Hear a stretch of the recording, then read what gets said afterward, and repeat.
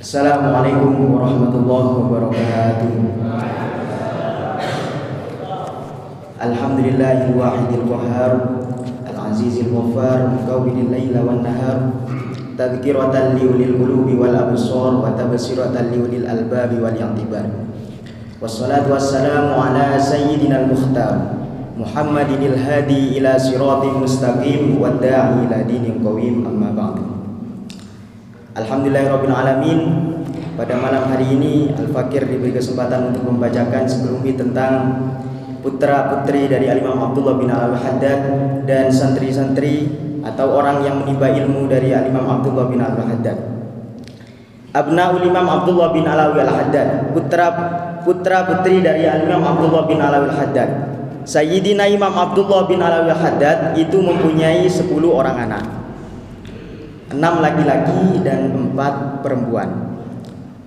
Adapun nama-nama putra dari Imam Abdullah bin Al-Haddad adalah Sayyid Muhammad, Salim, Alawi, Hasan, Husain dan Zainal Abidin. Ada 6. Sedangkan putri dari Imam Abdullah bin Alawi Al-Haddad bernama Aisyah, Salma, Maryam dan Alawiyah. Semua dari anak-anak Imam Abdullah bin Alawi Al-Haddad itu menjadi orang yang soleh, menjadi orang yang ahli ibadah, menjadi tokoh yang besar. Berkat apa? Berkat i'tina atau perhatiannya Imam Abdullah bin Alawi Al-Haddad dalam mendidik anak-anak beliau. Kemudian nama di Minal Akhirin anil Imam Abdullah bin Alawi Al-Haddad, di antara orang-orang yang mengambil ilmu dari Al-Imam Abdullah bin Al-Haddad, yang pertama Al-Imam Ahmad bin Zain Al-Habsyi. Beliau wafat pada tahun 1144 Hijriah. Ada profil dari Al-Imam Ahmad bin Zain Al-Habsyi yang ditulis oleh murid beliau, yakni Muhammad bin Zain bin Semit, dengan karangan beliau yang bernama Qurratul Ain fi Manaqibil Imam Ahmad bin Zain. Yang kedua, santri dari Al-Imam Abdullah bin Alawi Al-Haddad adalah Al-Imam Umar Al-Hamid Ba'alawi. Beliau wafat di Tarim pada waktu maghrib malam Senin 23 Jumadil Akhir 1154 Hijriah. Beliau adalah orang yang ahli dalam ilmu syariat, sampai-sampai dikatakan oleh Al-Imam Abdullah bin Al-Haddad, anta minal kholaif, anta minal kholaif, anta minal kholaif, 3 kali. Saking alimnya Al-Imam Umar Al-Hamid Ba'alawi. Kemudian yang ketiga, murid dari Imam Abdullah bin Al-Haddad adalah Al-Imam Umar bin Abdurrahman Al-Bar. Beliau menjadi santri Al-Imam Abdullah bin Al-Haddad sejak kecil. Beliau wafat di akhir Rabiul Awal 1158 Hijriah. Yang keempat, Al-Habib Abdurrahman bin Muhammad Barokba Ba'alawi. Beliau seorang yang arif, seorang wali, seorang ahli ibadah, seorang yang soleh. Beliau wafat di Tarim pada malam Senin 4 Rabiul Awal 1153 Hijriah. Yang kelima, Al-Habib Zainul Abidin bin Mustafa bin Zain bin Syal Idrus. Beliau wafat setelah Imam Haddad selisih 2 tahun dari wafatnya Imam Haddad. Beliau dimakamkan di Kubah kakeknya yang bernama Abdullah bin Syekh.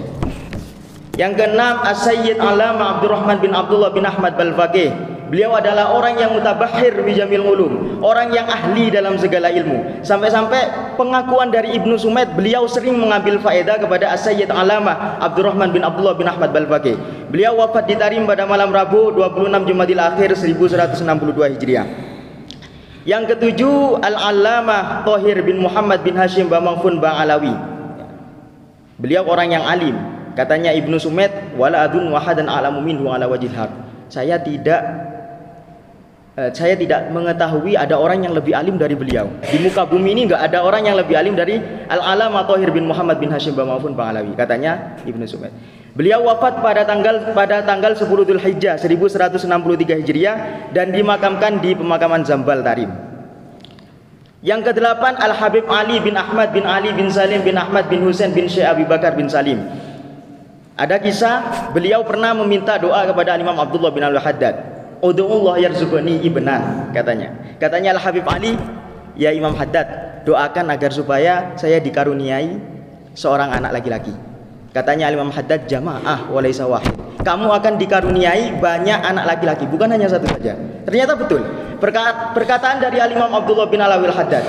Al-Habib Ali bin Ahmad bin Ali bin Salim bin Ahmad bin Husain bin Syekh Abi Bakar bin Salim memiliki 3 anak laki-laki secara berturut-turut.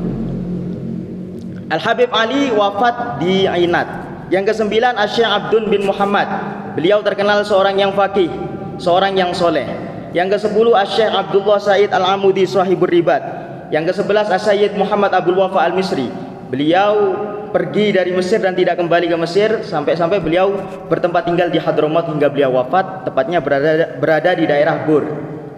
Beliau rihlah ke daerah Bur setelah wafatnya Al-Imam Abdullah bin Alawi Al-Haddad. Yang ke-12 Syekh Abdurrahman bin Sulaiman Baharmi. Yang ke-13 Falah bin Abdullah bin Falah Al-Khawlani. Beliau wafat setelah Imam Haddad, selisih sedikit dari Al-Imam Abdullah bin Alawi Al-Haddad, bahkan beliau dimakamkan di dekat Al-Imam Abdullah bin Alawi Al-Haddad. Yang ke-14 Asy-Syaikh Umar bin Ahmad Bahamid. Yang ke-15 Asy-Syaikh Ahmad bin Abdul Karim As-Sajjar Al-Hisai.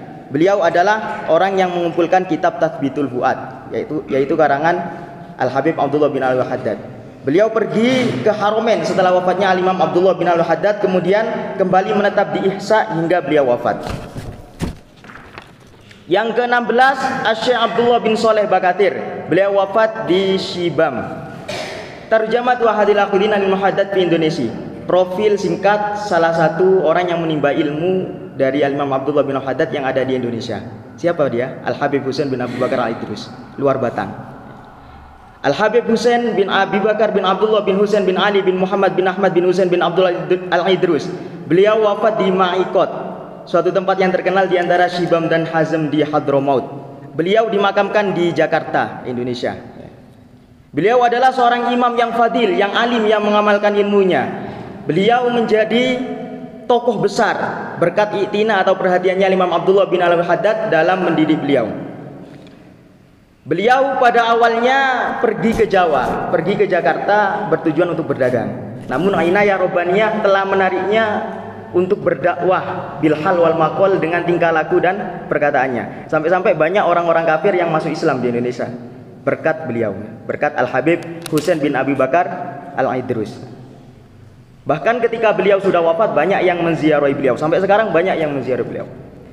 Beliau adalah orang yang ahli ibadah, orang yang zuhud. Beliau sering kholwat di tempat yang bernama Luar Batang. Luar Batang, bahkan beliau membangun masjid di sana. Beliau wafat pada tanggal 27 Ramadan tahun 1169 Hijriah. Mungkin cukup ini yang bisa kami sampaikan. Kurang lebihnya Assalamualaikum warahmatullahi wabarakatuh.